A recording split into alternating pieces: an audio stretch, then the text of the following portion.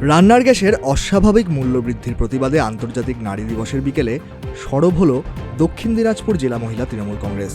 রবিবার বালুরঘাট হাইস্কুল মাঠ থেকে শহর জুড়ে এক বিশাল প্রতিবাদ মিছিল বের করা হয়। ব্যানার ও থালাবাটি হাতে মিছিলে সামিল হয়ে মহিলারা অভিনব বিক্ষোভ প্রদর্শন করেন।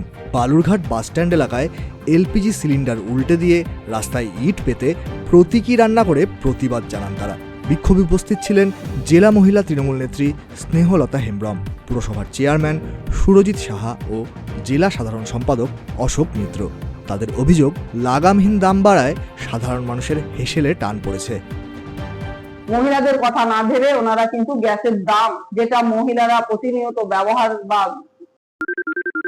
সোনাক্ষী, মশলা কোথায়?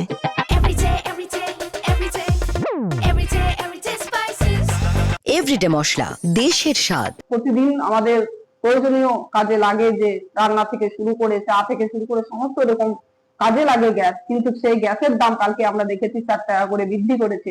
তো এটা আমরা তীব্র ধিক্কার জানাই কেন্দ্রের বিজেপি সরকারকে। তার জন্য আমাদের এই আজকের আন্তর্জাতিক নারী দিবসের মিছিলের পাশাপাশি এই ধিক্কার গুলো আমরা জানাচ্ছি কেন্দ্রের বিজেপি সরকার। বালুরঘাট থেকে পঙ্কজ মোহন্তের রিপোর্ট, উত্তরবঙ্গ সংবাদ।